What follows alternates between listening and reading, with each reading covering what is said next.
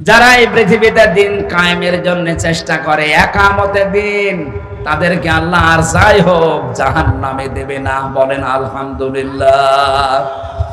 এখানে কিন্তু খেদমতে দিনের কথা নেই যে আপনি দিনের খেদমত করলে জাহান্নামে যাবেন না। না, ওরা কোরআন শরীফ পড়ে আমি এতটুকুই পেয়েছি, যারা একামতে দিনের প্রতিষ্ঠা করার জন্য যারা চেষ্টা চালাবে তাদের আর যাই হোক জাহান্নামে আল্লাহ দেবে না।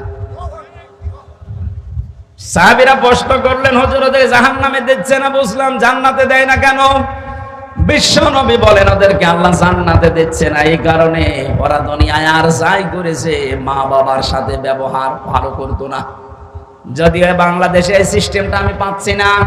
একামতে দিনের যারা মন থেকে কর্মে থেকে শুরু করে যারা নেতা, তাদের মার বাবা বৃদ্ধাশ্রমে আছে, আমি পাইনি। কিন্তু ওই জালেমদের বহু মা বাবা বৃদ্ধাশ্রমে। কালকে নীলফামারীর কিশোরগঞ্জ বাজারে যেখানে ছিলাম, পাশেই বৃদ্ধাশ্রম। আমি নিজে ঢুকে দেখলাম কত মানুষ বসে আছে। আমি যতগুলো মানুষকে আমি দেখলাম, চেহারার দিকে তাকালে তো বোঝা যায় অধিকাংশ গুলোই সব উচ্চ শিক্ষিত বানিয়েছে। হারামি, খারাপি, জালেম এই মানুষগুলো রেখে এসেছে বৃদ্ধাশ্রমে মাকে। ওরা তো জাহান্নামে এমনি যাবে, আর এই মা বাবার কারণে ডবল করে যাবে। এই জন্য আমরা যারা আছে যতটুকু দিনের কাজ করছি, একামতে দিনের দায়িত্ব যারা পালন করি, খেদমতে দিনের যারা দায়িত্ব পালন করি, জীবনে সিদ্ধান্ত নেবেন পৃথিবী একদিকে হয়ে গেল মা বাবা ছাড়া যাবে না। যদিও আমাদের এই দেশে অনেক সন্তান চায় মা বাবার সাথে থাকতে, কিন্তু স্ত্রীর কারণে পারে না। এক কথা বলেন না কেন? অনেক ছোট মনের বউ আছে, এই বর মন রক্ষা করতে গিয়ে শেষ পর্যন্ত মা বাবা থেকে আলাদা হয়ে যাওয়া লাগে। হ্যাঁ, যাদের জ্ঞান বুদ্ধি কাজে লাগে তারা আবার বউ বাদ দিয়ে দেবে, মা বাবা বাদ দেবে না। যাদের এই বিশ্বাস আছে এই দেশে সমস্ত ক্ষমতার উৎস জনগণ, এক্ষুনি আপনি তাওবা করে পাল্টাবেন। এদেশে বাংলাদেশ জামাত ইসলামী যে বিশ্বাসে বিশ্বাসী, ক্ষমতার উৎস জনগণ নয়, ক্ষমতার উৎস আল্লাহ। এই বিশ্বাস যদি কারো না থাকে, ও মারা গেলে নির্ঘাত জাহান্নামে। ফাকাদিমনা ইলা মা আমিলু মিন আমালিন ফাজআলনাহু হাবাআম মানসুরা। কিয়ামতে যখন আপনি আমলনামা আল্লাহকে দেবেন, ওর ভেতরে যদি কোনো শিরিক থাকে, ধলি কণার মতো মানুষের মুখের উপরে আল্লাহ নিক্ষেপ করবে। বলেন নাউজুবিল্লাহ। এই জন্য আমরা এই শিরিকটা এদেশ থেকে দূর করতে চাই। আপনি রাজনৈতিক দল আলাদা করেন, আমি নিষেধ করছি না, কিন্তু এই বিষয়টা ৯৬% মুসলমানের দেশে থাকা ঠিক না। আমরা এদেশে ৯৬% মুসলমান দাবি করার পরও যদি মুশরিক হয়ে মারা যাওয়া লাগে, আমার মনে হয় এরকম মুসলমান না থাকাই ভালো। অন্য ধর্মের হিন্দু যারা, খ্রিস্টান যারা, তারা আমাদের কাছে এসে তাদের ধর্মীয় সব পাল্টিয়ে মুসলমান হচ্ছে, তার মানে তাদের জীবনের সবচাইতে বড় কথা বলতে চায় লা ইলাহা ইল্লাল্লাহ আল্লাহু আকবার। অথচ অনেক মুসলমান এই শব্দটা এখনো বিশ্বাস করে না। আল্লাহ যে সবচাইতে বড়, সবার উপরে, এ কথা আমাদের বিশ্বাসে আছে। শহীদ প্রেসিডেন্ট জিয়াউর রহমান উনি এটা লাগিয়েছিলেন, সব কিছুর মূলে থাকবে আল্লাহ। কিন্তু কিছু বেঈমান, নাস্তিক, মুরতাদ, এদেরকে দেশদ্রোহী বলা লাগবে। এই মানুষগুলো এই শব্দটা তুলে দিয়েছিল। যেই বিষয়গুলো বাংলাদেশের বিভিন্ন জায়গা থেকে তুলে দেওয়া হয়েছে, ওই বিষয়গুলো আবার পুনরায় ওখানে প্রতিস্থাপন করা হোক। বিশেষ করে ইন্নাদ-দীনা ইনদাল্লাহিল ইসলাম, বাংলাদেশের বিভিন্ন বিশ্ববিদ্যালয়ের মনোগ্রামে এটা লেখা ছিল। কথা বলে না কেন? ইকরা বিইসমি রাব্বিকাল্লাযী খালাক।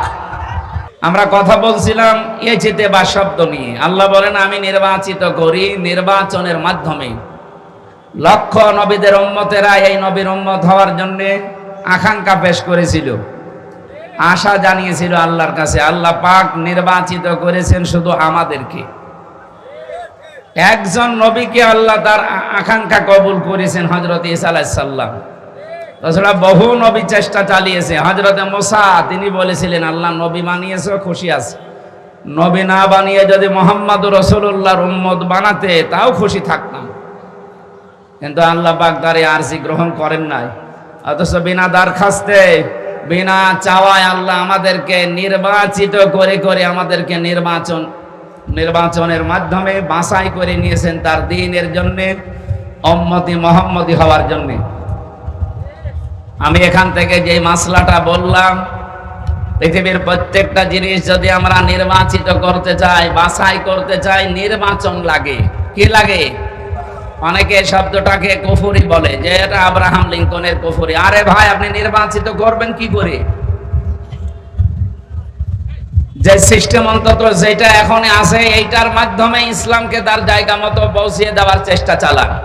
এখন যদি বলেন এই সিস্টেম তো ওই সময় ছিল না, ওই সময় অনেক কিছু ছিল না যেটা এখন মানা লাগছে। নবীজি যতদিন মক্কায় ছিলেন 13টা বছর দাওয়াতি কাজ তিনি করেছিলেন। কথা বলেন না কেন? কিন্তু কোনদিন কাবা শরীফের দিকে উনি মুখ করে নামাজ পড়তে গেলে জুলুম, অত্যাচার, নির্যাতন হতো না? হতো না? তারপরেও নামাজ বাদ দিয়েছেন। বলেন না কেন? নামাজ পড়েননি কি নিয়ে? কাবা ঘরের ভেতরে সময় 360টা মূর্তি ছিল, মূর্তি সামনে নিয়ে নামাজ হয়? কেন নামাজ পড়লেন? কারণ ওই সময়ে মূর্তি ফেলে দেওয়া সম্ভব ছিল না তার দ্বারা, তার সেই শক্তি সামর্থ্য কিচ্ছু নেই। উনি নিজে আছে কণ্ঠাসা অবস্থায়। অথচ মদিনায় যাওয়ার পরে এই নবী যখন রাষ্ট্র গঠন করলেন, প্রেসিডেন্ট হয়ে গেলেন, মক্কা বিজয় করার পরে নিজে মূর্তিগুলো ভেঙ্গে ভেঙ্গে বলেছিলেন, অকুল জাল হাক্কু ওয়া যাহাকাল বাতিল ইন্নাল বাতিলা কানা যাহুকা। কি বুঝলেন এখান থেকে? যে ক্ষমতা যদি আসে, যে সমস্ত বিষয়গুলো সামনে নিয়ে এতদিন নামাজ পড়তে বাধ্য হয়েছিলাম, ওই বিষয়গুলো তখন নিজের হাতেই নামানো সম্ভব হবে। এই জন্য নবীকে হিজরত করার সময় 53 বছর বয়সে আল্লাহ পাক শিখিয়েছেন, মিল্লাদুনকা সুলতানান নাসীরা। হে নবী, আপনি আমার কাছে রাষ্ট্রীয় ক্ষমতা চান, এ দোয়া শেখাচ্ছেন কে? কবুল করবেন কে? তার মানে আমি যদি আপনাকে কোনো কিছু শিখিয়ে দেই, ওটা আমার নিজের কথা, অবশ্যই ওটা আমার কাছে বললে ওটা আমার কাছে ভালো লাগবে।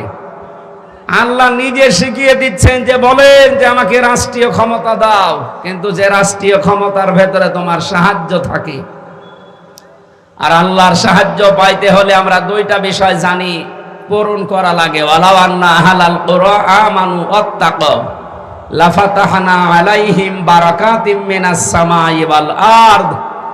আল্লাহ বলেন, যদি জনপদের লোকেরা, দেশের লোকেরা আমার প্রতি ঈমান আনার পর, বিশ্বাস করার পর তাকওয়া অবলম্বন করে।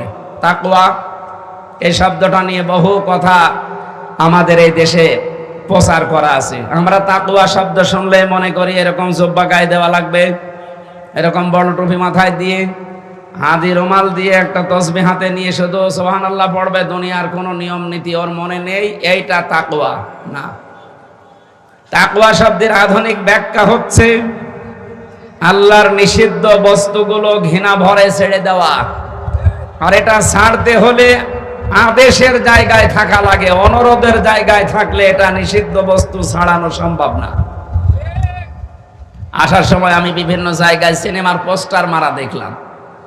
এখন যে সমস্ত পোস্টারগুলোতে এমন এমন সিস্টেম চালু করা, উলঙ্গ অর্ধ উলঙ্গ মেয়ে লোক একে এমন ভাবে জড়িয়ে ধরেছে, ওর জীবন চলে যাবে না।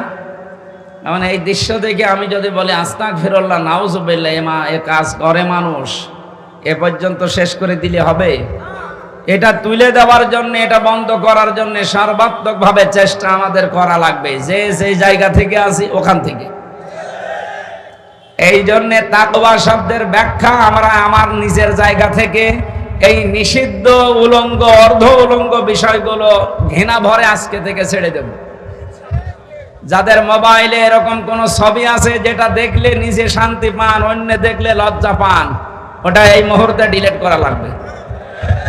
কারা কারা করবেন দেখি হাত তোলেন তো। এই এলাকার মানুষের চরিত্র তো এরকম ভালো না, তার মানে অনেকের মোবাইলে উল্টাপাল্টা জিনিস আছে। দেখে একটা মোবাইল দেন তো দেখি। যাদের আছে আপনি চুরি করে ডিলিট করে ফেলেন। কার মোবাইল কখন সে হুজুরের কাছে দেব তখন আপনি ধরা খাবেন। নেন, এটা তাকওয়ার প্রথম ব্যাখ্যা। 2 নাম্বার ব্যাখ্যা হচ্ছে যোগ্যতা অর্জন করা। যে যেখানে যাবে ওই জায়গায় যাওয়ার আগে তার শিক্ষা এবং প্রশিক্ষণ নিয়ে তাকে জায়গায় বসাতে হবে, তাহলে ওই জায়গাটা দাঁড়িয়ে যাবে। আপনি দেখেন এই দেশে যারা ইসলামী আন্দোলন করে, দিন কায়েম করার চেষ্টা সত্যিকার অর্থে যারা চায়, তারা কিন্তু যোগ্যতা সম্পন্ন মানুষ গড়ে তুলতেছে এবং প্রশিক্ষণের মাধ্যমে। আপনি আন্দাজে শুধু ঈমান আনার পরে যদি সালেহ নেক, সালেহ শব্দের শাব্দিক অর্থ শুধু নেক না, শুধু সৎ না, সালেহ মানে যোগ্য। সালেহ মানে কি? আমরা চাই এদেশে যেখানে যাকে সামনে বসাবো সে যেন শুধু নেক না হয়, শুধু সৎ হলে হবে না, তাকে যোগ্যতা সম্পন্ন হওয়া লাগবে। বিগত 15 বছরে অনেক জায়গাগুলো আমরা দেখেছি এমন মানুষকে বসিয়েছে, ও সারা জীবন অধ্যাপনা করেছে কলেজে, তারে দিয়েছে কৃষি মন্ত্রণালয়ের দায়িত্ব। গতকালকে ধরা খেয়েছে আব্দুল শহীদ, এই যে মৌলভী বাজারে বাড়ি, শ্রীমঙ্গল। এ লোকটা সারা জীবন উনি উপাধ্যক্ষ ছিলেন, কলেজে পড়িয়েছে ছাত্র ছাত্রী। আপনি তারে শিক্ষার কোনো বিষয় দিতে পারতেন, ওনারে কৃষি মন্ত্রণালয় দায়িত্ব দিয়েছে, ও জীবনে কোনোদিন মাঠে গিয়েছে? এই কথা বলে না কেন? এই জন্য সালেহ শব্দটা ওনারা বোঝে না। এই জন্য যেখানে যারে দিয়েছে সেই জায়গায় দেখবেন কালো বিড়াল বের হয়েছে, কাঁচা গম পাওয়া গেছে, পচা গম বের হয়েছে। আমরা চাই এদেশকে দাঁড় করাতে হলে যার যে যোগ্যতা, যার প্রশিক্ষণ, ছোটকাল থেকে তাকে ওইভাবে শিখিয়ে ওই জায়গায় বসাবো, দুর্নীতি দূর হবে, দেশটা দাঁড়িয়ে যাবে ইনশাআল্লাহ। নির্বাচনের মাধ্যমে যেহেতু নির্বাচিত করা, এইটাই আসল পদ্ধতি। নবীজি যদিও এই বিষয়টা, আমাদের দেশে অনেক আলেম আফগান চিন্তা নিয়ে যারা চলেন, তুরস্কের চিন্তা নিয়ে যারা চলেন, বিশেষ করে নতুন এখন কাতার, কুয়েত, এই সমস্ত দেশের চিন্তা ভাবনা আসতেছে, তারা বলছে সিস্টেম হারাম, গণতন্ত্র আমরা মানি না। আপনি হারাম ফতোয়া দিচ্ছেন, নবীজির এই 13 বছরে হারাম ফতোয়া দেন তো। এদেশের 100 জনের এখনো প্রায় 95 জন নামাজই পড়ে না, আর এই দেশে আপনি হালাল হারামের ফতোয়া নিয়ে আসতেছেন। আগে নামাজের সিস্টেমটা চালু করার ব্যবস্থা করে দেন, মানুষ নামাজ বুঝুক। 27টা শিক্ষা পাওয়া যায় নামাজে, তার প্রথম নম্বরে নামাজ শেখায় মানুষকে শৃঙ্খলাবদ্ধ হওয়া। সব জায়গায় বিশৃঙ্খলা এখন 180 মাইল বেগে চলছে, আর ও এখন ফতোয়া নিয়ে এসেছে। এই জন্য নবীজি যদি নিজে ক্ষমতা শক্তি না থাকার কারণে মূর্তি সামনে নিয়ে নামাজ পড়তে পারে, আমরা আজ এদেশে যত কিছু করছি ওই অবস্থাকে সামনে নিয়ে, সময় আসলে যেই জায়গা দিয়ে যাচ্ছি ওই চেয়ার ভেঙ্গে গড়িয়ে দেওয়া হবে ইনশাআল্লাহ। আমরা তো জায়গা মতো আগে যাব নাকি?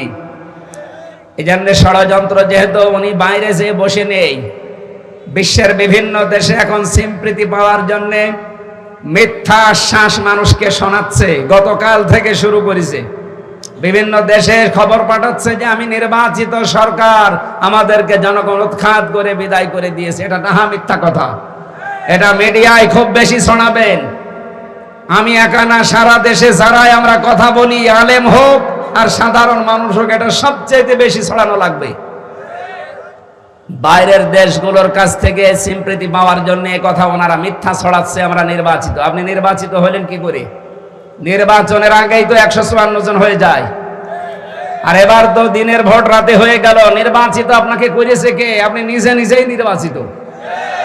নির্বাচিত হতে হলে নির্বাচনের মাধ্যমে নির্বাচিত হওয়া লাগে, এই কথা বলেন না কেন?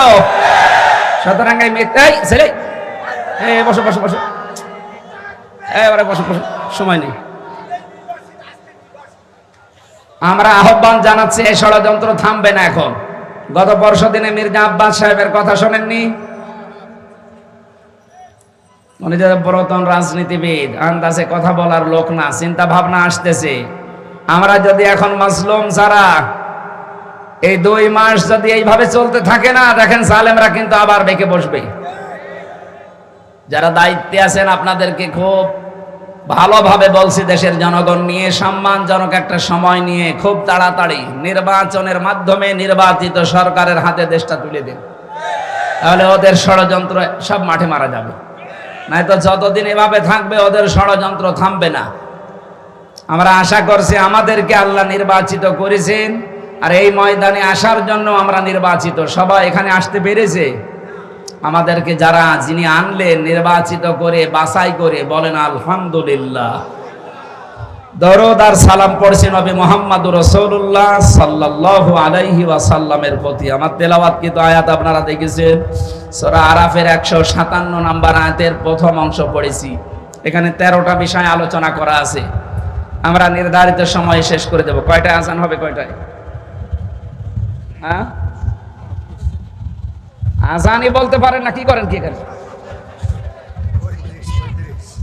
35-এ। ঠিক আছে, আমরা ঠিক সময় শেষ করে দিচ্ছি। এখানে শেষ করে নামাজ দরকার হয় পড়ে বাড়ি যাবেন।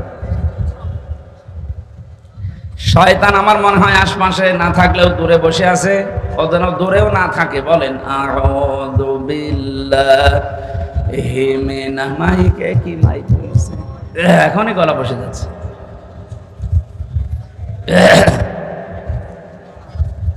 বিসমিল্লাহির রহমানির রহিম।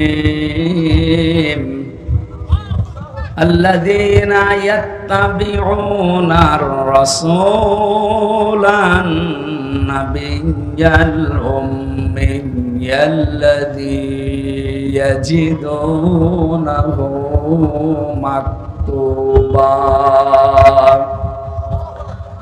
মাকতুবান ইনদাহুম ফিত তাওরাতি ওয়াল ইনজিল।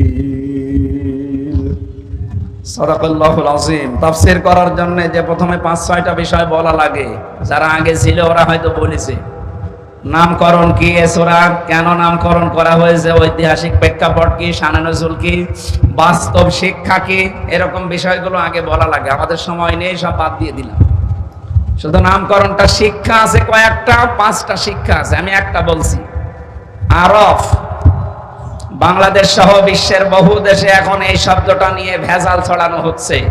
যারা বলে মারেফত, মারেফত, এটা মারেফত না, এটা মাইরের পথ। মারেফত বলে কিছু নেই। কিসের মারেফত? আলহামদুলিল্লাহিল্লাযী আনজালা আলা আবদিহিল কিতাবা ওয়া লাম ইয়াজআল লাহু ইওয়াজা। আল্লাহ পাক বলেন প্রশংসা আমার, কারণ কি আমি কিতাব দিয়েছি, এমন কিতাব দিলাম যে কিতাবে কোনো মারেফত নেই। রিওয়াজা মানে বাঁকা কথা, রিওয়াজা মানে গোপন কথা, যেটা মারেফত বলে মানুষ চালায়। সুতরাং কোরআনে কোনো বাঁকা গোপন মারেফতের কথা আছে? কোরআনে যা আছে সব ওপেন কথা। এই জন্য যারা কোরআনের কাছে আসে আপনি দেখবেন তারা জীবন চলে যায়, আর গোপনে থাকে না, সব ওপেন হতে চায়। এত দুঃখ কষ্ট গেল 15.5 বছরে। কোরআনের কাছে ছিল, এই জন্য কেউ কোরআনের কর্মীরা গোপনে ছিল না, খেতে পায়নি, কর্মজীবন কেড়ে নিয়েছে, ব্যবসা শেষ, এরপরও তারা গোপনে ছিল না প্রকাশ্যে? বলেন বলেন, সব ওপেন ছিল। আরে জালেমের বাচ্চারা মাত্র 2 মাস কয়েক দিনের ভেতরে কিছু জিনিস হারিয়েছে। গত পরশুদিন 2 জন আত্মহত্যা করেছে। আমরা 15.5 বছরে বৈষম্যের শিকার হয়ে এখনো টিকে আছি, আর জালেমরা মাত্র 2 মাসে সব শেষ, জীবন দিয়ে দিচ্ছে এখন। তার মানে ওদেরকে কাবু করার জন্য কিচ্ছু লাগবে না, শুধু বৈষম্য এইভাবে তৈরি করে 1 বছর রাখেন, এমনি মরে যাবে। কারণ ওরা কোরআনের কাছে নেই। আমরা যারা কোরআনের কাছে আসি, আমরা কি গোপন থাকবো না ওপেন হব? আরো যারা বলেন। হযরত ওমর যেই দিন মুসলমান হয়েছেন ওই দিনই বলেছিলেন, হে নবী, কোরআন সত্য না মিথ্যা? নবীজি বললেন সত্য। উনি বললেন সত্য জিনিস গোপনে হবে না, আপনি আমার অনুমতি দেন, আমি কোরআনের পক্ষে একটা ওপেন মিছিল দেই। উনি মুসলমান হলেন, কোরআনের কাছে আসার পরেই ওপেন হয়ে গেলেন। আর আমরা অনেক আলেমকে এই 15.5 বছর দেখলাম বলতো হুজুর গোপনে আসি, ওটা টাটকা মুনাফিক। কিসের গোপনে আছেন আপনি? এই গোপন আলেম ছাড়া তারাই কিন্তু জালেমদের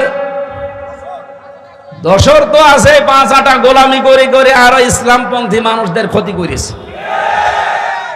এখন কিছু জিনিস শোনা যাচ্ছে, এরা ধোয়া তুলছে মওদুদিবাদ মওদুদিবাদ, নাউজুবিল্লাহি মিন যালিক। সৌদি আরবের একজন উল্লেখযোগ্য লেখক, সেই কয়জন আছে তার ভেতরে একজন সালেহ, অনেক বড় নাম, এই শব্দটা ওনার ডাক নাম। উনি একটা কিতাব লিখেছেন আরবিতে, এটা বাংলা হয়েছে। উনি লিখেছে মওদুদিবাদ বলে কোনো কিছু দুনিয়ায় নেই। মওদুদি হচ্ছে আল উস্তাদ, তিনি আওলাদে রসুল, রসুলের বংশধরের মানুষ। সুতরাং আপনি বুঝে হোক না বুঝে হোক বা কোনো ষড়যন্ত্রে পা দিয়ে এই সমস্ত কথা আমার মনে হয় আপনি বলতেছেন, যারাই বলুক। একটা মানুষ যেটা করেনি তার উপর যদি এই মিথ্যা তহমত লাগিয়ে তাকে দুনিয়ার সামনে কেউ কালার করাতে চায়, সে আলেম হোক আর জালেম হোক, তাকে আল্লাহ ওই অপরাধ দুনিয়ায় করাবে, এরপরে মরণ দেবে। ওনার বহু বই আমি জীবনে পড়েছি, কোনদিন উনি নবীজির সাহাবীদের বদনাম করেছে, দোষারোপ করেছে তাদের আমি পাইনি। এই দোষারোপ বহু আলেম দোষ এরকম ইঙ্গিত দিয়েছে, তাদের কিছু বলা হয় না। সুতরাং আন্দাজে কাজ করে তাকে কালার করার চেষ্টায় যারা আছেন আমরা জানি, কারণ আমি নিজে ছিলাম জেলখানায়, যাদের সাথে তাদের কাছে শুনেছি। আপনারা কোথা থেকে কি পান, কারা পেছন দিক থেকে আপনাদেরকে নাড়াচাড়া দিচ্ছে, আমরা সব জানি। সবচাইতে বড় কথা, দেশের মানুষ এখন সচেতন, এরা আর পাগল নেই। আপনি যতই মিথ্যাবাদী মিথ্যা কথা ছড়ান না কেন একজনের নামে, এরা জানে যে আসলে আল্লামা মওদুদি কি ছিলেন। তিনি যা করেছেন পৃথিবীতে, তার পশমের সমান যোগ্যতা এখন আপনার হয়নি। এই জন্য যার সম্পর্কে কথা বলবেন ভেবে চিন্তে কথা বলবেন। আমরা কথা বলতে চাচ্ছিলাম এই বিষয়ে, বহু আলেম এত বড় জুলুম দেখে এতদিন নিশ্চুপ ছিল, অথচ তারা এখন এই 3-4 দিন দেখছে মুখ খুলতেছেন। আশা করছে আপনি মুখ বন্ধ করবেন। আপনার পেছনে কারা আছে আমরা তা জানি। এই সমস্ত মানুষদের পেছনে খপ্পরে পড়েই তো দেশটাকে জাহান্নাম বানিয়েছিলেন। নাম দিয়েছে ওলামা লীগ, এটা জাহান্নামের কীট। ওদের দোয়া করার স্টাইল দেখেছেন, বঙ্গবন্ধুকে যারা হত্যা করেছে আল্লাহ তুমি তাদের জান্নাত দিও, ওই রকম দোয়া আল্লাহ ওদের মুখ দিয়ে বের করবে।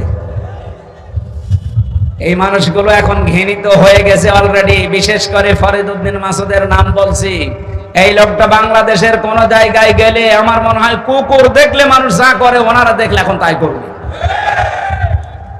এরপরে বাইতুল মোকাররমের সাবেক কথিত খতিব, আসল খতিব নয়, কারণ জালেমরা তাকে নিয়োগ দিয়েছিল। যারা অবৈধ ছিল তাদের নিয়োগকৃত যারা, সবগুলো অবৈধ। আর কথা বলেন না কেন? দেশটা কত রসাতলে গিয়েছিল বলেন তো, জাতীয় মসজিদের খতিবও পালিয়ে যায়। এসর পালিয়ে যাওয়ার পরে আবার এসেছিল, যতক্ষণ জোতা দিয়ে পিটিয়েছে। পরের দিন স্ট্যাটাস দিয়েছে, জনগণ আমাকে জোতা দিয়ে মেরেছে, কিন্তু জোতা আমার গায়ে লাগেনি। শয়তান। এখন যাকে বসানো হয়েছে এনার সম্পর্কে অনেকে অনেক কিছু শুনছেন। উনি কিতাবি আলেম, নাম করা আলেম, হ্যাঁ জ্ঞানী মানুষ, কিন্তু আমরা চাই জ্ঞানটা যেন কাজে লাগায়। কারণ আলেম তো ওই লোকটা যে তার জ্ঞান অনুযায়ী আমল করে। আর কথা বলেন না কেন? পৃথিবীতে সবচাইতে বেশি জ্ঞানের উপরে আমল করেছে নবীরা। বলেন, আপনি একটা নবীর জীবন দেখান, শুধু 2 জন নবী বাদ দিয়ে, সুলাইমান, হযরত দাউদ, এই 2 জন নবী বাদ দিয়ে একটা নবীর জীবনী দেখান তো যে জীবনে কোনো বাতিলের টার্গেট হয়নি। আমাদের নবী মুহাম্মদুর রাসূলুল্লাহ 82 বার টার্গেট ছিল, ইহুদিদের মেরে ফেলতে চেয়েছে। সুতরাং আলেম হচ্ছে ওই লোকটা যে তার জ্ঞান অনুযায়ী আমল করে, সব সময় আতঙ্কে থাকে। যিনি আছেন অবশ্যই যোগ্য মানুষ, জ্ঞানী মানুষ, এই জ্ঞানটা যেন তার সঠিকভাবে আমাদের দেশে কাজে লাগে। কথা বলেন না কেন? বিশাল বড় জায়গায় আছেন, আমরা চাই ওখান থেকে জাতিকে এক করেন। ঐক্যবদ্ধ হওয়া ফরজ আর ইফতিরাক করা হারাম। এই বিষয়টা আমরা দেখছি, ওখান থেকে বিভিন্ন রকমের মাসলা মাসাইল আসতেছে। কে আমিন জোরে বলে, কে বুকে হাত বাঁধে, এগুলো বলার সময় এখন না। এখন সময় হচ্ছে সব কোরআনের কাছে আসার। এটা করে করেই তো আজ দল বিদলে বিভক্ত করে শুধু ফায়দা লুটিছে।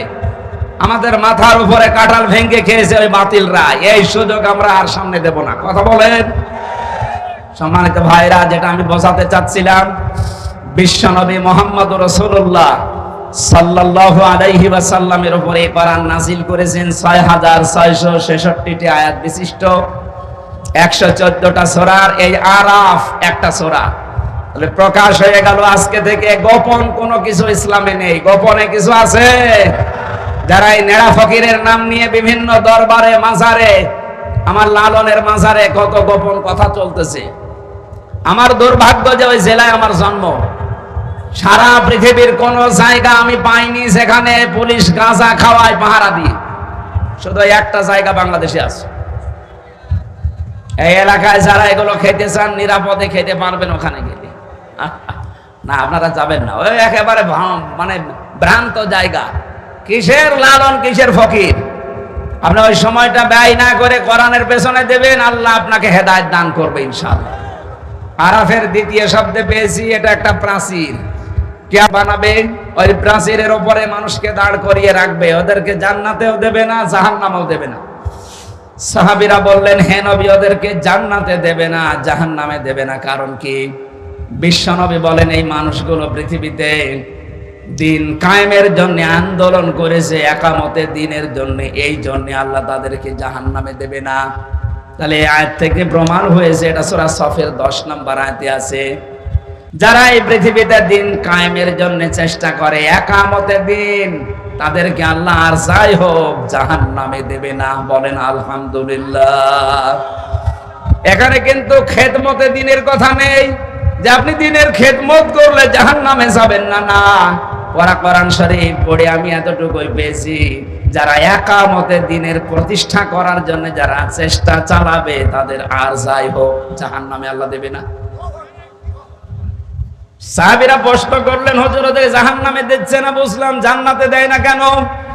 বিশ্ব নবী বলেন, ওদেরকে আল্লাহ জান্নাতে দিচ্ছে না এই কারণে, ওরা দুনিয়ায় আর যাই করেছে, মা বাবার সাথে ব্যবহার ভালো করতো না।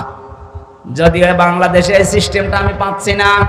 একামতে দিনের যারা মন থেকে, কর্মে থেকে শুরু করে যারা নেতা, তাদের মার বাবা বৃদ্ধাশ্রমে আছে, আমি পাইনি। কিন্তু ওই জালেমদের বহু মা বাবা বৃদ্ধাশ্রমে। কালকে নীলফামারীর কিশোরগঞ্জ বাজারে যেখানে ছিলাম, পাশেই বৃদ্ধাশ্রম। আমি নিজে ঢুকে দেখলাম কত মানুষ বসে আছে। আমি যতগুলো মানুষকে আমি দেখলাম, চেহারার দিকে তাকালে তো বোঝা যায় অধিকাংশ গুলোই সব উচ্চ শিক্ষিত বানিয়েছে। হারামি, খারামি, জালেম এই মানুষগুলো রেখে এসেছে বৃদ্ধাশ্রমে মাকে। ওরা তো জাহান্নামে এমনি যাবে, আর এই মা বাবার কারণে ডবল করে যাবে। এই জন্য আমরা যারা আছে, যতটুকু দিনের কাজ করছি, একামতে দিনের দায়িত্ব যারা পালন করি, খেদমতে দিনের যারা দায়িত্ব পালন করি, জীবনে সিদ্ধান্ত নেবেন, পৃথিবী একদিকে হয়ে গেল, মা বাবা ছাড়া যাবে না। যদিও আমাদের এই দেশে অনেক সন্তান চায় মা বাবার সাথে থাকতে, কিন্তু স্ত্রীর কারণে পারে না। এক কথা বলেন না কেন? অনেক ছোট মনের বউ আছে, এই বর মন রক্ষা করতে গিয়ে শেষ পর্যন্ত মা বাবা থেকে আলাদা হয়ে যাওয়া লাগে। হ্যাঁ, যাদের জ্ঞান বুদ্ধি কাজে লাগে তারা আবার বউ বাদ দিয়ে দেবে, মা বাবা বাদ দেবে না। এই যে সাক্ষী, এর বউ এর মাকে নাকি মেরেছিল, বউ বাদ দিতে। পুরুষ মানুষ, যোগ্য পুরুষ, একটা বউ না, এরকম যদি 1000 বউ বাদ দেওয়া লাগে, আপনি দেবেন? কথা বলছেন, মুখ ঢাকার দরকার নেই, ভালো করে দেখে রাখেন। আপনাদের এখন যদি থাকে, ওনার সাথে মেয়ে বিয়ে দেবেন। একজন আলেম মানুষ, হাফেজ মাওলানা মুফতি, ঝিনাইদহে বাড়ি। এইরকম বউ শুধু ওনার হাজারো মানুষের বাড়িতে আছে। এক কথা বলে না কেন? আমি নিজে জামাই, আমি নিজের মন থেকে কোরআন সামনে নিয়ে বলছি, আমি আমার শ্বশুর শাশুড়িকে যেই নজরে দেখি, বাংলার বউরা যদি আমাদের মা বাবাকে ওই নজরে দেখতো, এই দেশে কোনো ছেলে আলাদা হইতো না। বৃদ্ধাশ্রম, এটা তো মানে প্রশ্নই আসে না। বৃদ্ধাশ্রম বানানোই তো জায়েজ নেই, অথচ এখন বিভিন্ন জেলাতে, থানাতে এখন এটা আরম্ভ হয়ে যাচ্ছে। যে সমস্ত সন্তানের কারণে বৃদ্ধাশ্রম তৈরি হচ্ছে, আপনি বিশ্বাস করতে পারেন আপনি জান্নাত পাবেন না। কারণ নবীর হাদিস হচ্ছে, হোমা জান্নাতুকা হোমা নারুকা, মা বাপ তোর জান্নাত, মা বাপ তোর জাহান্নাম। নবীজি কিন্তু হাদিসের শেষে এ পর্যন্ত বলার পরে আর বলেননি যে ওরা যাবে কোথায়। আপনি বলেন, ওরা জান্নাতেও যাচ্ছে না মা বাবার সাথে খারাপ আচরণ করার কারণে, তাদের খোঁজ খবর, তাদের খরচ না করার কারণে। ওরা জান্নাতেও জাহান্নামেও যাচ্ছে না জিহাদ করার কারণে। এখন যাবে কোথায়? ওই জায়গায় যদি আরাফ নামক প্রাচীরে দাঁড় করিয়ে রাখে আল্লাহ, ওর চাইতেও কপাল পোড়া কেউ আছে? আমরা এরকম কপাল পোড়া হতে চাই না। মা বোন যারা এসেছেন, আমাদেরকে আপনারা সাপোর্ট দেবেন, সাহায্য করবেন, সহযোগিতা জানাবেন। দুনিয়া একদিকে হয়ে যাক, মা বাবা এটা রক্তের সম্পর্ক, এটা ঠিক রাখো। আল্লাহ এরকম বউ যেন আমাদের দান করেন, বলেন আমিন। সূরা আরাফের প্রথম শব্দে আল্লাহ আমাদেরকে আদেশ দিচ্ছেন, আল্লাযীনা ইয়াত্তাবিউনার রাসূলান নাবিয়্যাল উম্মিয়াল্লাযী ইয়াজিদুনাহু মাকতুবান ইনদাহুম ফিত তাওরাতি ওয়াল ইনজিল। ইহুদি খ্রিস্টানদের তাওরাত আর ইনজিলে লেখা ছিল যে ওই নবীকে অনুসরণ করবা যিনি উম্মি নবী। কি নবী? আমি ব্যাখ্যায় সামনে যাচ্ছি। 2 নম্বরে নবীর প্রথম পরিচয় দিয়েছেন, এমন মানুষকে তোমরা দুনিয়ায় অনুসরণ করবা যিনি প্রথমেই রাসিন ওয়ালাম, রাসূল। কি? এই জবান খুলে বলেন তো, আমাদের নবীর প্রথম পরিচয় তিনি রাসূল। তিনি কি? তিনি কি জন্ম থেকেই রাসূল? 40 বছরে তিনি রাসূল হয়েছিলেন। যেটা পাওয়ার পরে তিনি রাসূল বলে স্বীকৃতি পেলেন, তার নাম কোরআন। এটা পাওয়ার আগ পর্যন্ত তিনি পুরা আরব জাহানে রাসূল নবী কেউ বলতো তারে কি বলতো? মুহাম্মদ ইবনে আব্দুল্লাহ আল আমিন আস-সাদিক, এই নাম ছিল তার। সুতরাং উনি নাম পেয়েছেন 40 বছর বয়সে, প্রথম নাম যে তিনি নবী, তিনি রাসূল। এখান থেকে শিক্ষা কি? বাংলাদেশে আজ অনেকেই বলে আমরা নবীওয়ালা কাজ করছি। না, আপনার নবীওয়ালা কাজ হচ্ছে না, আপনার হচ্ছে মুহাম্মদ ইবনে আব্দুল্লাহর কাজ। নবীওয়ালা কাজ তো ওইটা যখন রিসালাতের ঘোষণা আপনি কোরআন হাতে দিয়ে দেবেন, ইয়া আইয়ুহার রাসূল বাল্লিগ মা উনজিলা ইলাইকা মির রাব্বিক। হে রাসূল, এতদিন আপনাকে আমি রাসূল বলে ডাক দেইনি, আজকে দিলাম। কারণ আপনাকে আমি যেটা দিলাম এটা আপনি প্রচার করেন, তাবলীগ করেন। এই আয়াত থেকে প্রমাণ পাওয়া যায় তাবলীগ করা লাগবে মা বাবার না কোরআনের? আরো জোরে বলেন। আপনি তাকান এবার বিশ্বের দিকে, যারা কোরআনের তাবলীগ করে তাদের বাধা আছে না নেই? কেন আছে? আল্লাহ বলেন, ইল্লাম তাফআল ফামা বাল্লাগতা রিসালাতা। এই কোরআন যদি আপনি তাবলীগ না করেন, প্রচার না করেন, রিসালাতের দায়িত্ব যেন আপনি পালন করেননি। আল্লাহু ইয়াসিমুকা মিনান নাস। আমি জানি এই রাস্তায় থাকলে আপনার বিপদ আসবে, মুসিবত আসবে, চক্রান্ত ষড়যন্ত্র আপনার বিরুদ্ধে হবে। ইয়াসিমু এটা মুজারে, বর্তমান ভবিষ্যৎ, প্রেজেন্ট ফিউচার। কা মানে শুধু আপনি একা না, যদিও কা দিয়ে মুহাম্মদ রাসূলুল্লাহর উদ্দেশ্য। তাফসিরে ফি জিলালিল কোরআনে আছে কা দিয়ে কিয়ামত পর্যন্ত নবীর উম্মতেরা শামিল। জোরে বলেন আল্লাহু আকবার। এই কা দিয়ে যে নবীর উম্মতরা শামিল, এর ব্যাখ্যা আছে সূরা ইউসুফের 108 নম্বর আয়াতে, কুল হাদিহি সাবিলি আদউ ইলাল্লাহ। হে নবী বলেন, এইটাই আমার পথ, আমি মানুষকে আল্লাহর দিকে ডাকি। আলা বাসীরাতিন আনা ওয়া মান ইত্তাবা'আনি। আমি আন্দাজে ডাকি না, বেখিয়ালেও ডাকি না, আমি বুঝে শুনে দেখে দেখে ডাকি। এই যে বাসারাত শব্দটা আছে, বাসারাত শব্দের শাব্দিক অর্থ হচ্ছে আলো দিয়ে দেখা। এই চোখে যতক্ষণ আপনি আলো না দেবেন কোনো কিছু দেখতে পাবেন না।